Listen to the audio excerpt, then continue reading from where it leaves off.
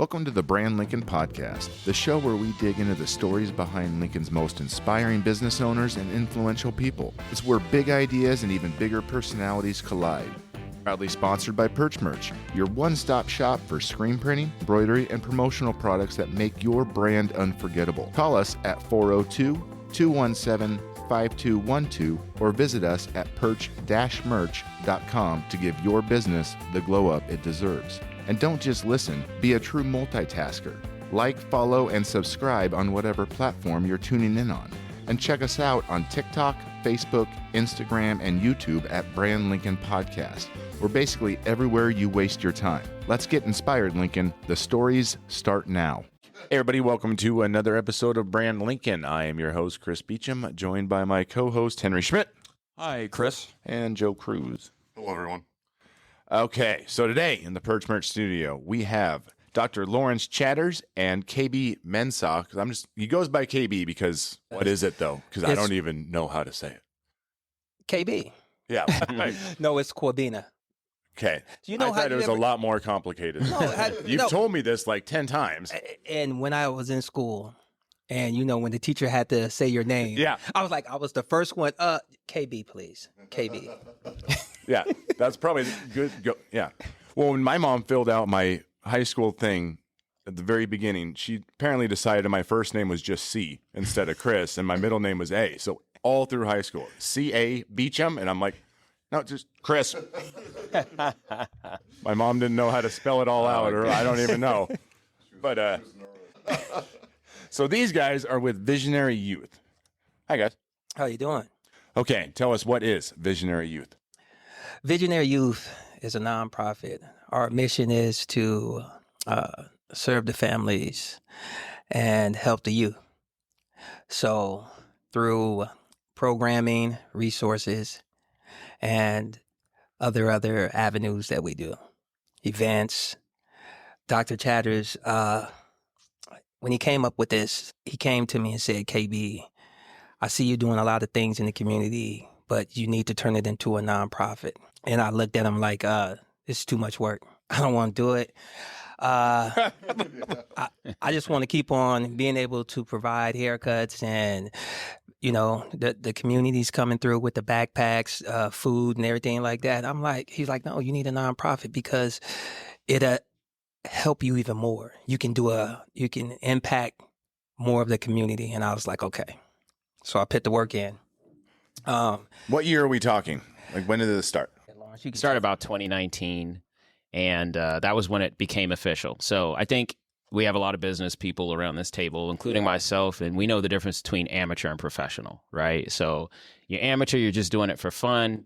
In your basement, you got, something going on here and there. You turn professional, you have to follow the rules, the laws, and you have to do it officially. And I think when I saw what he had going on, it started out with a back-to-school haircut event, and that thing just absolutely blew up. There was a significant need. And which still is, and is a great program. Absolutely. That's an amazing thing. So what happened is basically there was more demand than we could really support. And what I told him was, if you become a nonprofit, then what you provide is a tax opportunity for businesses to give you funding, but then get a tax deduction for it. And that wasn't necessarily the case when it wasn't official. And so that's why I really encouraged him to go in the direction of creating a nonprofit. And I had some experience in creating a nonprofit myself. And so I said, I'll help you out with it. And then, of course, anytime you tell KB you're going to help him with something, he continues to bother you for like the next, or if you tell him you're going to do anything. He's very management. Yeah. Is it bothering or just so it's bothering you. Politely aggressive is what we learned from Rachel Bart. Right. Politely aggressive. I like that. I like that. So he was politely aggressive in making sure that I followed through on what I told him I was going to do for him. Man. And that's important, right? It is. It is. So for those that don't know, tell us what that back to school haircut program is and how it works. Man, it like I said, it started in 2019. It was getting so big. We was on 27th and O Street. I had 6 barbers, 6 stylists, and we're on this busy street, 27th and O, if you know where it is, the crossroads. Busy street. I mean, we had bouncy houses, food, it was just like a little party of everything. And I'm realizing that there's a lot of kids here, and we can't have it on this busy street no more because it's the safety. Yeah, it was an accident waiting to happen. It was. So, but it was a free event. It was free. I mean, and we're kids talking could come and get their haircut. all the resources, Things. No, they didn't blow up things. They just got a haircut. Yeah, that's sorry. Backpacks. Wrong wording. School supplies. It was, parents used to drop their kids off. I'm like, you need to come back. like, now I get it. There's a little line that you're waiting on. Right. But you need to come back for your kid. Like, they were like, I lost my mom. Where's she at? She said she'll be back. Oh, man. So, I would say, like, we relocated to 11th and M. And the College of Hair Design, where they have the upstairs and downstairs. It's like they can supply about, I think about 80 to 85 barbers and stylists. So my mission was to go out there and find the best of the best barbers and stylists to come and cut. And we started out with 75. And last year, we was able to give out 1,200 haircuts. We got some hair vouchers, so we did like 600 haircuts, gave out 600 hair vouchers for they can come back and get the haircut again, because we wanted to. When we do this, we always want to see how can we up the game even more and be more precise on what we're trying to do and be more efficient and trying to. So tell them how long the events last for, because 600 haircuts, like how many hours? Oh, that's one day. That's literally like 5 hours. Yeah, from 10 to 4, and the people are there at 8 o'clock ready to go. Yeah, I can't make this up. 8 o'clock, they're ready to go. We lining up. Barbers and stylists together. We have a plethora of food that's just lined up. Donuts. We have Hertz. We have Lamar's. We have oranges and apples. We have, I think, we closed down the streets from the 12th all the way to 11th. So we have that whole block that we put all types of activities and resources in. And I'm talking about like from link to literacy to the city libraries be there to give out books. We have people with like dental information, vision information. Yeah.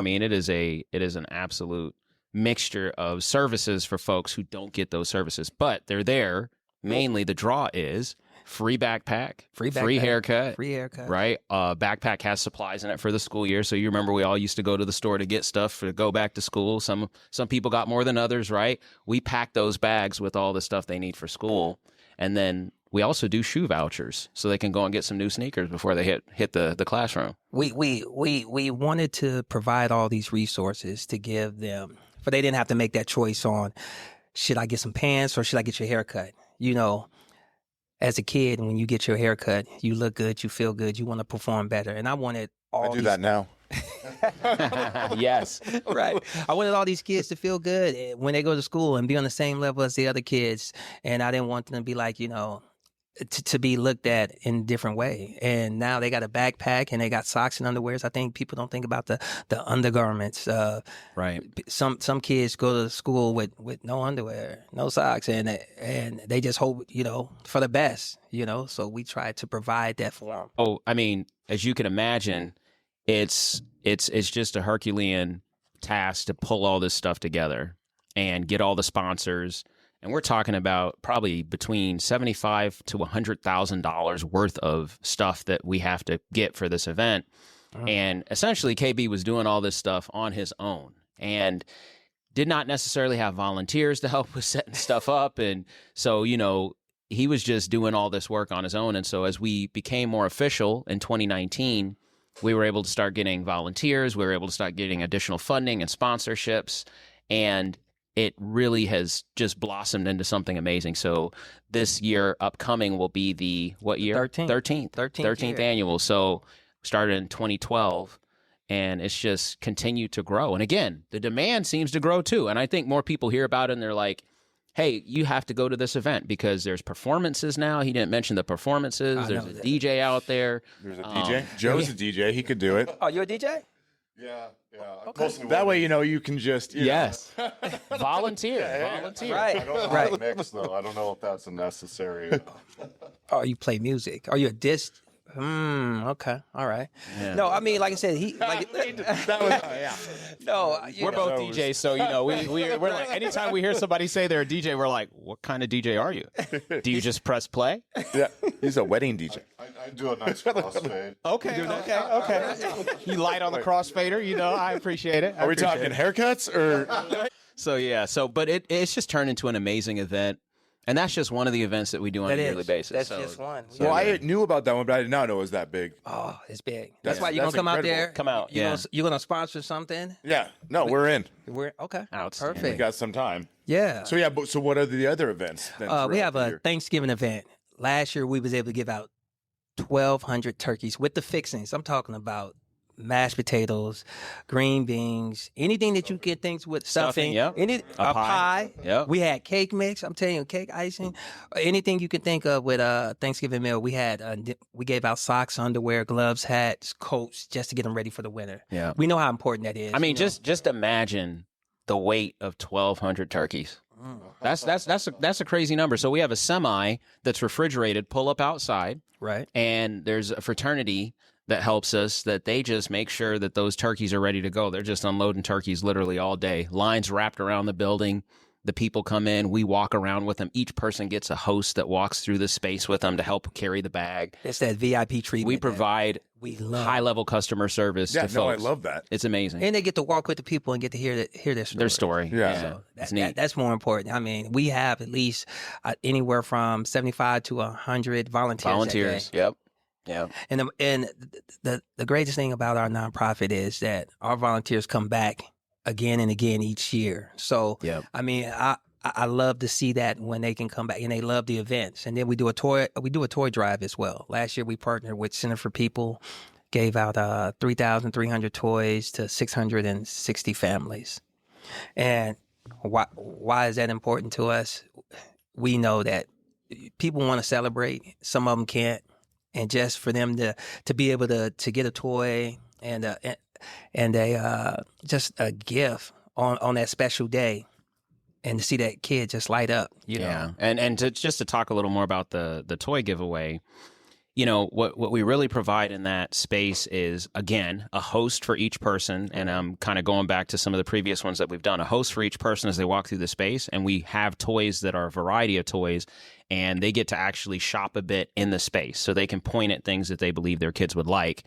That's important because most of the time when you're receiving something, now, this, right? But you're going to be happy with it. But at the same time, I mean, we know our kids, sometimes they just don't want what you're giving. And so to have some choice in that matter, we think provides more dignity. And we also feel like to be able to walk out of there with a range of things, not only the toys, but we also make sure they get those essentials again, socks, underwear, right, coats, different things like that. We feel that really makes that a special holiday, and it provides them with something to give to their families. So it takes, again, some of that burden off. And I think both of us have been in situations where, you're young and you've got a young family. You just can't make it happen around that Christmas time. You're trying to figure out how are you going to make it all work. And so to be able to provide that to families is an absolute blessing for us. See, he's talking about me. I got 7 kids, so Yeah, I only have 2, so this man has like a basketball team and a couple of subs. You know what I'm saying? That's what I was doing it for. I was like, y'all gonna help me. They was like, okay, right. So we do one more thing that's near and dear to our hearts, and it's called the Mind program, where it's mentoring in new dimensions, and that came about. Dr. Chatters, he's a psychologist. I'm a barber, and we wanted to pit 2 things together. When you get a cut, you look good, you feel good. But it's barbers that mentor these youth for 10 weeks, 45 minutes. They get to have those intentional conversations over the 10-week time. We have a curriculum that we go by. And then the next 45 minutes, they get to spend with a mental health therapist. And then they really get to dive into who they are and express themselves and what they want to do in the future. This program is first of all, it's one of the most innovative counseling / mentoring programs in the country right now, because it all takes place. He forgot to tell you this part on a 35-foot bus that was retrofitted to be a barbershop. Yes. So this thing pulls up, you go into it. It's a bona fide barbershop on wheels. We talking about 4 chairs. 4 chairs in there, all the pole. like mirrors, everything. I mean, the lighting. Shampoo bowl.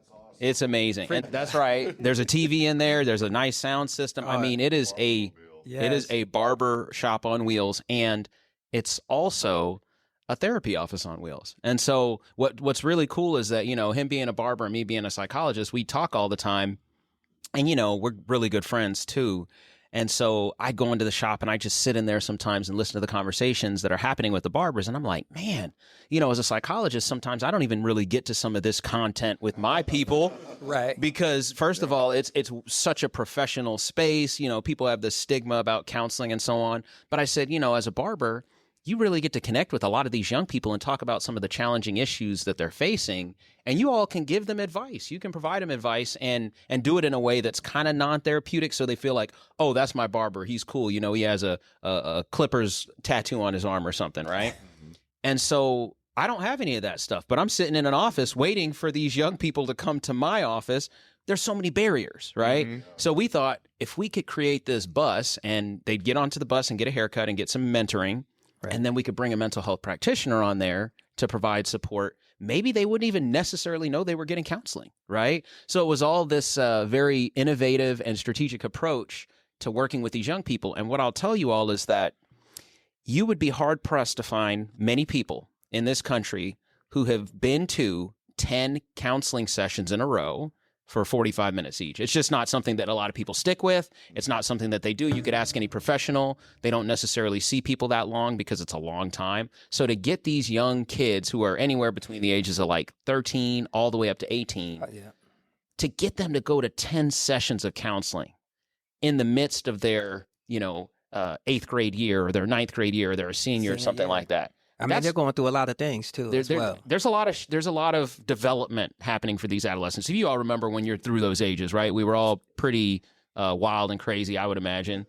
You're trying to figure out who you are. Exactly. So it's an amazing thing. So that's the Mentoring in New Dimensions mobile, the Mind Mobile is what we call it. Yeah, because it's something different about talking to like a barber or something. It is. It's like my wife is a hairstylist, and she calls herself a hairapist because people just. They start talking. Yeah, man. Whether she wants to hear it or not. It's the segue. It's like through that haircut, when you're talking to them about their haircut, how do you want them to look? It opens up so much more. Yeah. Absolutely. So, I mean, just to have those kids, I mean, we just had a class that graduated yesterday, and some of these kids at Color, they wouldn't even talk in front of a class, and they sat up and talked in front of their peers about how much it meant to just come to the Mind program. So you have a graduation. We have a graduation. Okay. We have a graduation, and we also at the end of the sessions we give them a gift card, because we always thinking, how can we help these kids? We gave them a Shield gift card, $100 gift card. They can go to Shields and buy what they want. And what we've learned is they love coming in because they got someone that listens to them. Parents got a lot of stuff going on. Even they might have kids, they got jobs, they're just doing stuff, and they love that we can listen to them, give them advice, goals, talk to them about school, talk to them with their peers and teachers and things of that nature, and really just get in touch with themselves. So I wanted to add something. So I just watched the video from the graduation yesterday, and this young boy, middle schooler, Color middle schooler, he stands up there and they asked him, they said, so what did you get from this experience? This like 13-year-old kid says, I got a new sense of self. That's deep. You guys, come on. At the age of 13, were we even I wasn't even thinking in those terms at 13, right? He said, I have a new sense of self, and I realized that I should help people instead of using them. And I was like, wow. And he's standing up there, this young boy who has had a mentor for the last 10 weeks in this journey. And when I heard him say, I have a new sense of self, I was like, that's enough. Just one kid to be impacted, just one. But there were 3 other kids who were impacted during that 10-week series. It was just amazing. And so this is it's just a really innovative approach to something that I think we need more in our society, which is finding more ways to support the young people to reach their full potential, which is really the mission of our organization, is to help young people reach their full potential. And so it was amazing to hear that. It was. So what is your guys' backstory? What is your why? Like, how does that all go together? I was one of those kids. I was the one, I'm originally from St. Louis, Missouri. Came down here when I was 10 to live with my stepdad and 10 other siblings. So, I mean, he was a single parent, taking care of 10 kids, working 60 hours. So I know about the powdered milk, the powdered eggs. I sit down and thinking like, man, I remember vividly coming off the bus. I mean, coming from school, going home, and we're on this bus and kids looking out the window. And I'm like, what are they looking out the window for? And it's my house getting evicted, just stuff outside. And I'm just like, I'm not getting off on this stop. I'm getting off on the next stop. So just to walk up to my house and happen to grab what I needed to grab. And we lived in a mission. Other siblings lived with relatives. But I used to ask my dad, why are you taking care of so many kids? And some of these ain't even yours. And he was like, if someone needs a hand, I'm willing to give them a hand. If someone's off worse than I am, then I'm going to try to pick them up. And they just stuck with me and just made me understand, like, once I can take care of my family, I wanted to do the same thing and take care of the community. So that's why I'm here today, because it's so deep of, I've been in those programs. We needed that assistance, Yeah, that's my why. Yeah, that's awesome. I'm not even gonna try. Yeah. I should have went first so we could say it. And now the rest of the story. So my why, honestly, you all, is that I grew up in a military family. My dad was in the Air Force, and we moved around a lot. And so just for me growing up with a larger family, my dad was the only one working. So my mom was at home taking care of us, and my dad was enlisted. So we never really had much money at all. And so some of those same things like government cheese, peanut butter, some of those things, like my parents were getting that stuff, and we didn't even really understand just how poor we were, which is an amazing thing, right? Like if your parents can make it happen and you're just like, hey, we're doing this thing. We realized we didn't get much. We didn't go many places, but my dad got up and put a uniform on every single day. And so, shout out to the military. But it was going through that experience with a lot of family members. We adopted my youngest brother when we moved to Nebraska. So he went through the foster system, and he experienced a significant amount of abuse and some other things in his life. And seeing the impact that had on him and the impact that had on our family as well when we adopted him, and we also fostered some kids and everything else, I recognize that you don't get to choose who your parents are. And for some young people in the community who don't get to choose who their parents are, they're born into situations that are not very good at all. And so if someone's not thinking about those young people, whether it be in the space of social work or psychology or whatever, health and human services, those kids are growing up some pretty challenging experiences. And so I've committed my life and my career as a mental health professional to helping people get through the challenging times they're experiencing. And when I got a chance to meet KB and we started to connect, honestly, we used to throw parties together. We used to be like two big promoters here in Lincoln, and I owned a couple of bars and stuff like that. So we used to throw parties for people. And then what we realized is that these same people we were throwing parties for needed other support. And so we shifted all that time and energy and focus into service as opposed to taking from the people. We were giving back, right? And so fortunately, I've been able to be successful in my life as well. And, just through being a mental health professional and understanding all the challenges people face, that's really what I bring to the space and what my why is. I just have always wanted to help people. Grew up in a position where I was just like, man, I didn't choose the life that I'm living as a child. My parents had to give us everything that we had. And so that's what really, I think, pushes me through every day, is just wanting to help people. And I love to help people and motivate people. It brings joy to my heart. And we get to spend some time together, since this is my best friend, we get to... I try to limit that. But yeah, we've truly enjoyed this, though. I mean, this is, just imagine, doing something extremely special with your best friend, where you get to actually see the impact of, that time and energy that we put into like creating Visionary Youth. It's actually, we just won the Lincoln's Choice Award, #1 nonprofit. We did. That was a Thank blessing. you. Just for our community to recognize us and vote for us and what we do and everything in the community. I was like, man. And then we actually won #1 barbershop, best barbershop, Oasis too. So it was two things that they recognized, and we was truly happy about it. So we're doing something right. Yeah. So now what then? So like, what's the plans for the next 5-10 years? Man, You guys stay at the harder. top now. You got to be. I mean, just to go harder. I mean, we're working on some things right now. You know, we would love to talk about them, but they haven't came to fruition yet. So we don't want to put them out there. But it's more working with the youth. It's more being involved with them and helping that grow. Yeah, expanding the innovation of what we're doing to more young people. Because right now, through our program, we serve 4 people at a time because the barbershop in the bus is small.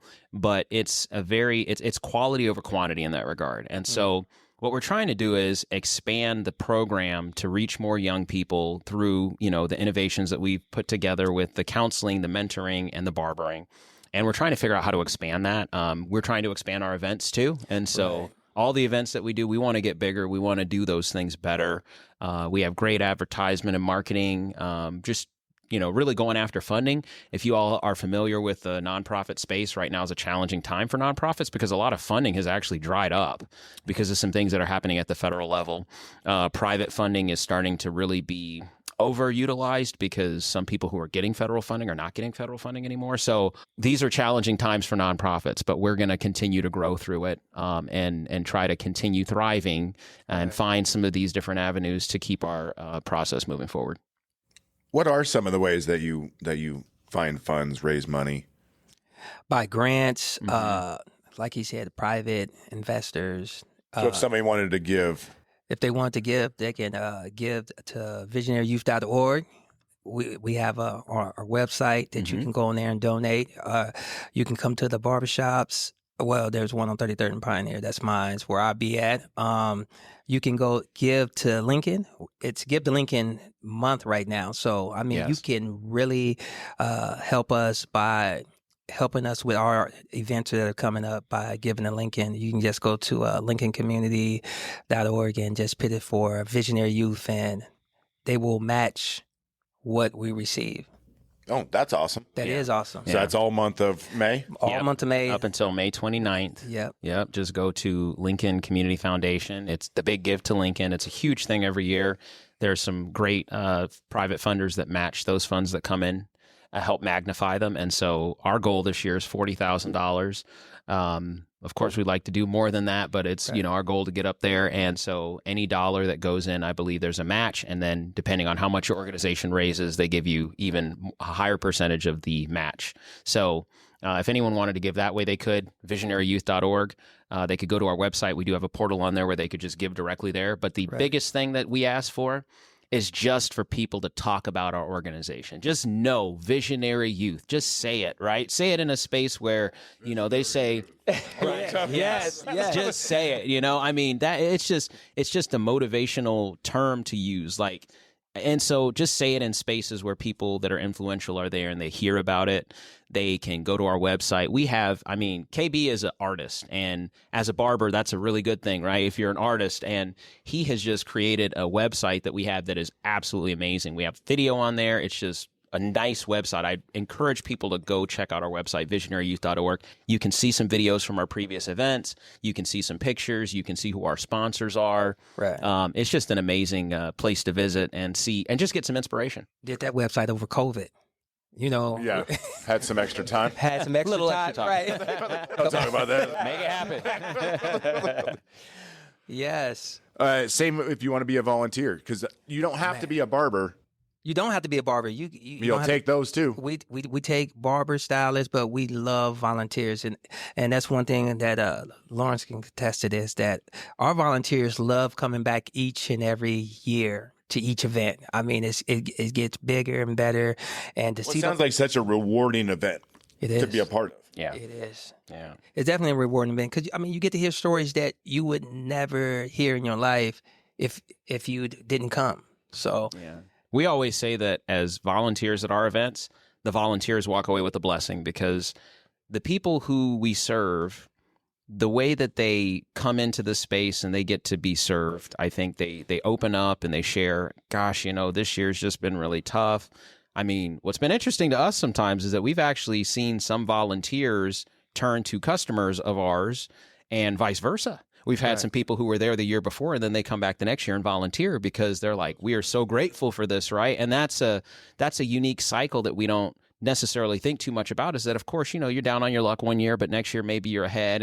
And so it's amazing to see some people who we've served in the past come back and volunteer, and then some people who are volunteering at the end come to us and say, hey, is it okay if I take a couple bags just because, I need to get, so we're like, absolutely, right? And it's amazing. Or they take them to other families that couldn't make it. Yeah. And that's... Yes, passing it on. Yeah, just passing it on, the blessing. So. Yeah.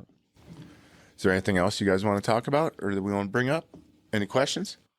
Well, we are grateful for this opportunity to be on your podcast and just spread the word about this work that's happening in Lincoln.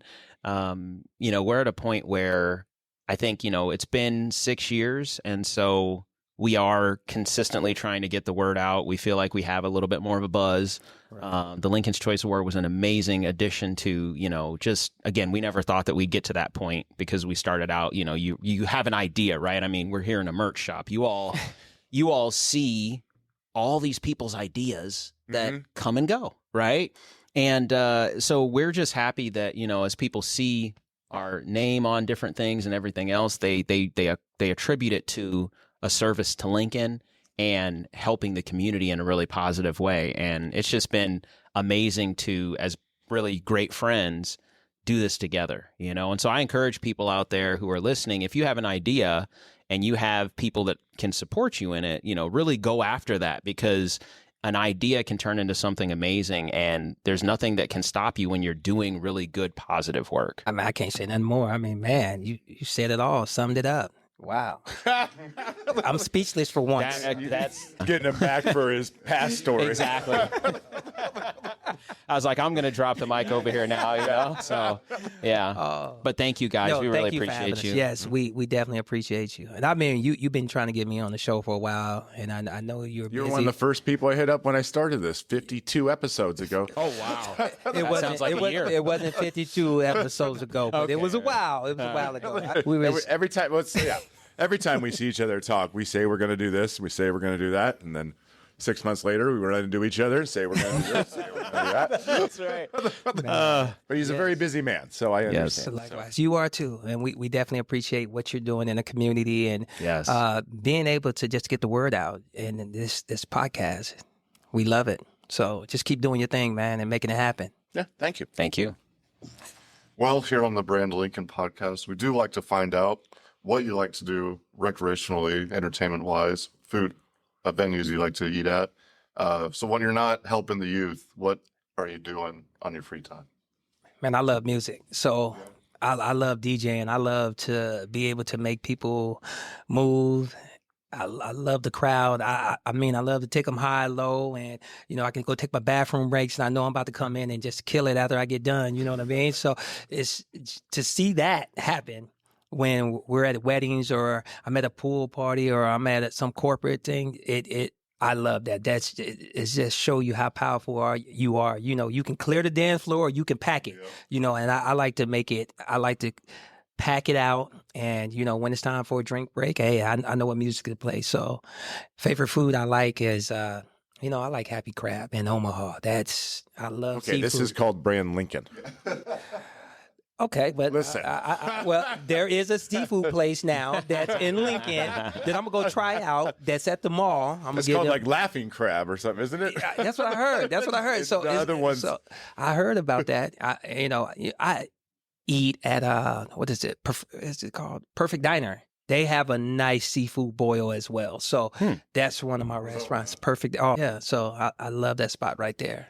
Yeah, and for me, I love music too. So I actually am a DJ as well. I don't DJ as much as I used to, but he taught me.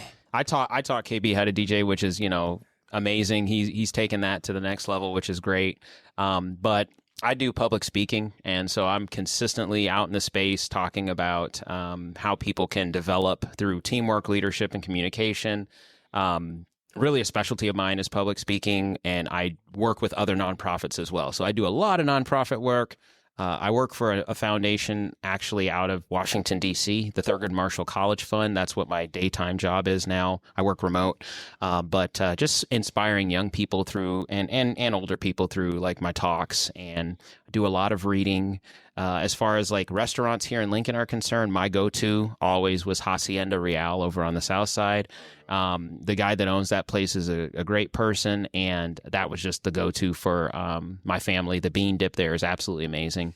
I don't know if you all are familiar with the bean dip there, but I am not. But I will give it you a should try check it next time out. I'm there. Yeah, the bean dip is awesome. But Hacienda Real, I lived in Lincoln for probably about 16 years when I was in graduate school, getting my master's and PhD here. And so, but now I actually live in Omaha. But I live on the west side of Omaha, so coming down to Lincoln to help out with all kinds of stuff and just be busy is a great thing for me too. I have two kids. My oldest daughter's a sophomore at UNL, and then my youngest daughter is a junior at Elkhorn South. And so, stay busy with them as well. And married for over 20 years, which is, you know, awesome. That is. I got a son that's about to graduate this year. He's going to UNL for architect. He just won an award. We was at this banquet at Lincoln Country Club. We was there, and he got this award. I mean, man, he's about to do big things. So I'm looking forward to that. We're gonna have a graduation party for him, and he get out the house. So then we have one left. Good stuff. From 7 to 0 eventually. Now he's down to 2, right? Two left in the house. Well, I'm only gonna have one. I'm only gonna have one. one. So it's getting closer. Think of the free time you're going to have. Man, I'm thinking of the free time. You just don't know how much. Well, thank you guys so much for coming on. That was great. Thank you. No, thank you. We'll definitely be involved. Awesome. Oh, I'm gonna be on you. I know. I'm very aware. Let's make it happen. All right. Thanks, everybody. All right. Bye-bye.